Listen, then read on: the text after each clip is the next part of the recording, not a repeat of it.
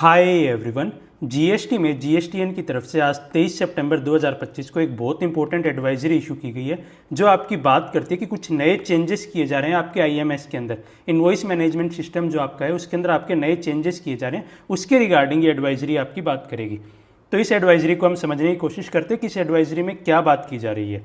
तो ये यहाँ पे बता रहे हैं कि सेवरल न्यू चेंजेस किए जा रहे हैं, बहुत सारे नए चेंजेस यहाँ पे इंट्रोड्यूस किए जा रहे हैं, जिसकी वजह से ये बोलना चाह रहे हैं कि यहाँ पे जो टैक्सेशन सिस्टम है उसे सिंप्लीफाई करना चाह रहे हैं और जो यहाँ पे कंप्लायंस बर्डन है उसे यहाँ पे ये रिड्यूस करना चाह रहे हैं। तो अब हम यहाँ पे समझते हैं कि ये आईएमएस के अंदर किन नए चेंजेस के रिगार्डिंग यहाँ पे बात कर रहे हैं। तो सबसे पहले जो पेंडिंग एक्शन है उसके रिगार्डिंग यहाँ पे बात करते हैं, और ये सभी रिकॉर्ड्स के पेंडिंग एक्शन के रिगार्डिंग नहीं, कुछ स्पेसिफाइड रिकॉर्ड्स यहाँ पे बता रहे हैं, उनके पेंडिंग एक्शन के रिगार्डिंग यहाँ बात कर रहे हैं। तो कुछ स्पेसिफाइड रिकॉर्ड्स यहाँ पे लिखते हैं, कौन कौन से स्पेसिफाइड रिकॉर्ड्स की यहाँ पे बात कर रहे हैं। ये यहाँ पे बताते हैं कि कोई क्रेडिट नोट्स हो या फिर कोई अपवर्ड अमेंडमेंट हो किसी क्रेडिट नोट का वो, या फिर दूसरे के अंदर ये बात करते हैं कोई डाउनवर्ड अमेंडमेंट हो किसी क्रेडिट नोट का जहाँ पे जो ओरिजिनल क्रेडिट नोट था उसे यहाँ पे रिजेक्ट कर दिया गया है वो केस। तीसरा, यहाँ पे कोई डाउनवर्ड अमेंडमेंट हो इनवॉइस का, या फिर कोई डेबिट नोट जहाँ पे ओरिजिनल इनवॉइस थी उसे ऑलरेडी एक्सेप्ट कर लिया गया और 3B भी यहाँ पे फाइल कर दी गई है, या फिर कोई ई कॉम डॉक्यूमेंट का डाउनवर्ड अमेंडमेंट हो सिर्फ उन्हीं केसेस के अंदर जहाँ पे ओरिजिनल को एक्सेप्ट कर लिया गया और 3B को फाइल कर लिया गया।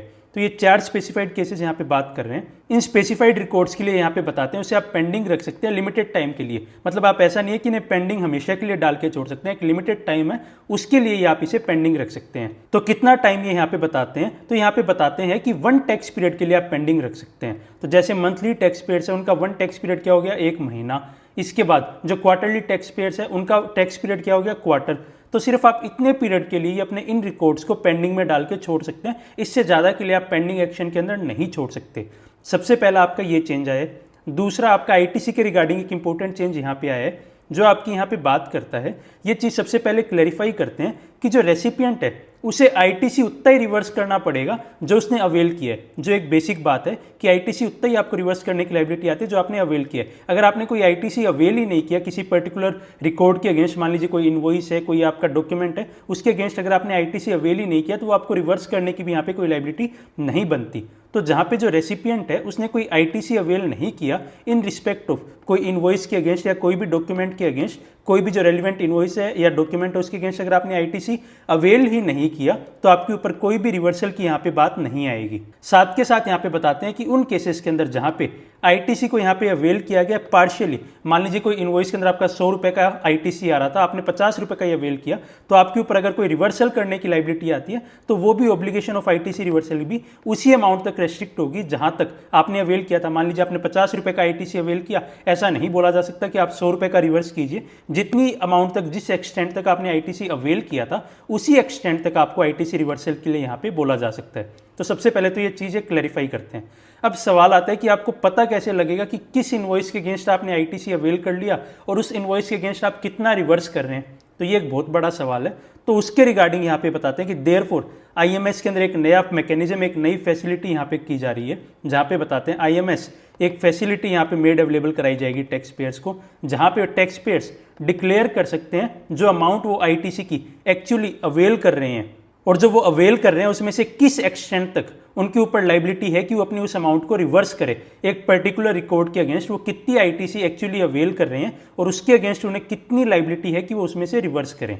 अब साथ के साथ ये बताते हैं कि ये फैसिलिटी उन्हें परमिट करेगी कि जो रिवर्सल डाल रहे हैं आईटीसी का वो फुल भी डाल सकते हैं या पार्ट भी डाल सकते हैं, कि ऐसा नहीं है कि आपको किसी रिकॉर्ड के अगेंस्ट पूरे के पूरे आईटीसी को रिवर्सल की डिटेल डालनी पड़ेगी। आप पार्ट रिवर्सल की भी डिटेल यहाँ पे डाल पाएंगे जो भी वो आईटीसी अवेल कर रहे हैं उसके अगेंस्ट। अब इसके बाद बात आती है कि फ्यूचर के अंदर तो ये कर ही पाएंगे, साथ के साथ में जो आपने अर्लियर पॉइंट ऑफ टाइम के अंदर भी अगर आपने कुछ रिवर्सल्स किए हैं, आपने कोई आईटीसी अवेल करके या तो पूरा फुल्ली आपने आईटीसी अवेल किया उसमें से कुछ रिवर्स किया या आपने पार्शियली अवेल करके कुछ रिवर्स किया, तो जो आपके अर्लियर पॉइंट ऑफ टाइम के अंदर थे जहाँ पे आप ऑलरेडी अपनी फाइलिंग कर चुके हैं उनके अंदर भी आप ये केस कर सकते हैं। तो यहाँ पे क्या बात लिखते हैं, ये फैसिलिटी आप यूटिलाइज कर सकते हैं उन केसेस के अंदर भी जहाँ पे टैक्स पेयर ऑलरेडी अफेक्टेड सच रिवर्सल, ऑलरेडी टैक्स पेयर्स ने ऐसे रिवर्सल कर दिए हैं, चाहे वो होली किए हों चाहे वो पार्शियली किए हों, किसी भी अर्लियर पॉइंट ऑफ टाइम पे भी, या फिर उन केसेस के अंदर भी जहाँ पे ITC pertaining to relevant invoice या डॉक्यूमेंट उसे कभी अवेल ही नहीं किया गया।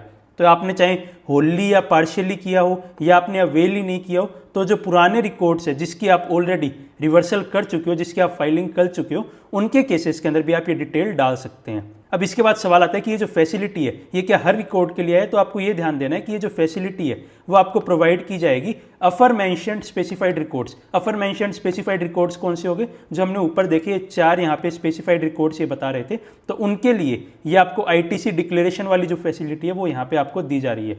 तो इसका आपको स्पेशल ध्यान रखना है कि अब आपके किस रिकॉर्ड के अगेंस्ट आप कितना आईटीसी अवेल कर रहे हैं, उसमें से कितना रिवर्स कर रहे हैं, तो उसके रिगार्डिंग भी आपको यहाँ पे आपके आईएमएस के ऊपर फैसिलिटी मिलेगी।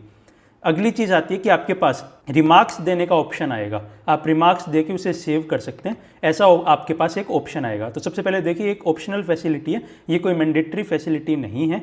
तो अब यहाँ पे क्या होगा, जो टैक्स पेयर्स है वो रिमार्क्स को सेव कर पाएंगे जब भी वो कोई रिजेक्ट या पेंडिंग एक्शन लेंगे तब। तो अगर आप कोई रिकॉर्ड को रिजेक्ट कर रहे हैं, कोई रिकॉर्ड को पेंडिंग रख रहे हैं, तो उसका आपका क्या रीज़न है, क्यों आप रख रहे हो, तो उससे आप अपनी ऑप्शनल फैसिलिटी की तरह उसके अंदर रिमार्क्स डाल पाएंगे, ताकि आपको फ्यूचर के अंदर आपको ध्यान रहे, या फिर आपका जो भी आपका सप्लायर है उसे आपका ध्यान रहे। तो एक बार देखते हैं, जो ऑप्शनल फैसिलिटी है वो अलाउ करेगी टैक्स पेयर्स को कि वो रिमार्क्स ऐड कर सके, और इसको अभी रोल्ड आउट शॉर्टली किया जाएगा, थोड़े टाइम में इस फैसिलिटी को रोल आउट किया जाएगा। और ये जो आपके रिमार्क्स है वो आपको विजिबल होंगे, 2B के अंदर विजिबल होंगे फ्यूचर रेफरेंस के लिए, और साथ के साथ जो सप्लायर्स है उन्हें जो आउटवर्ड सप्लाईज का व्यू है डैशबोर्ड पे, वहाँ पे भी अवेलेबल होगा, ताकि वो कोई भी करेक्टिव मेजर अगर लेना है तो वो यहाँ पे ले पाए। अब सवाल आता है कि ये चीज़ इंपॉर्टेंट डेट्स की यहाँ पे बात करते हैं। तो जो आपका कीपिंग क्रेडिट नोट वाला है और जो आपका डिक्लेयरिंग द आईटीसी अमाउंट वाला चेंज है, इसको ये कब से लाएंगे? ये अक्टूबर टैक्स पीरियड से लाएंगे। यहाँ पे ध्यान दीजिए, अक्टूबर से नहीं, अक्टूबर के टैक्स पीरियड से लाएंगे। अब इसके बाद बात आती है कि जो आपकी ड्यू डेट कैलकुलेट की जाएगी, जो हमने देखा कि आपको एक टैक्स पीरियड का टाइम मिलेगा, चाहे वो आप अगर मंथली में तो मंथ का, क्वार्टरली में क्वार्टर का, तो उसकी आपकी ड्यू डेट की कैलकुलेशन किस तरह से होगी? तो ये आपकी ड्यू डेट कैलकुलेट करने के लिए जो due date for keeping records pending is calculated based on the जो आपकी डेट या टैक्स पीरियड जिसके अंदर जो डॉक्यूमेंट्स है वो कम्युनिकेट किए गए सप्लायर के द्वारा। तो आपको सप्लायर के थ्रू आपके पास जब वो चीज़ कम्युनिकेट कर दी गई, तो उसके बेसिस के ऊपर आपका ये जो एक टैक्स पीरियड का कैलकुलेशन होगा वो यहाँ पे होगा। अब इसके बाद सवाल आता है कि जो भी आपके चेंजेस है उसकी एप्लीकेशन कैसे होगी? प्रोस्पेक्टिव एप्लीकेशन होगी, रेट्रोस्पेक्टिव एप्लीकेशन होगी। तो जो भी आपके नए चेंजेस हैं वो आपको अवेलेबल होंगे ओनली फॉर रिकॉर्ड्स। जो भी रिकॉर्ड्स आपके सप्लायर फाइल कर रहे हैं, जब भी ये चेंजेस हो जाएंगे, production roll out of these changes, जो भी ये चेंजेस है उनका रोल आउट हो जाएगा, उसके बाद जो आपके रिकॉर्ड्स आएंगे सप्लायर के द्वारा, उनके लिए ये चेंजेस यहाँ पे अप्लाई होंगे। तो मतलब इसका एक प्रोस्पेक्टिव एप्लीकेशन यहाँ पे रहने वाली है। तो इसलिए यहाँ पे बोल रहे हैं कि जो टैक्स पेयर्स है वो इन चेंजेस को अच्छे से देखें, समझे, और ये समझने के बाद ही वो जो एक्शन है फ्यूचर के अंदर वो यहाँ पे ले और अपनी रिटर्न फाइल करें। तो आई होप आपको हमारी इस डिटेल डिस्कशन के थ्रू ये जो नई एडवाइजरी आई है आईएमएस को लेके, जो नए चेंजेस यहाँ पे किए जा रहे हैं, उसके रिगार्डिंग एक कंप्लीट क्लैरिटी मिली होगी। एंड आई ऑल्सो होप कि ये वीडियो आपके लिए हेल्पफुल रही होगी। So finally thanks for watching and stay tuned.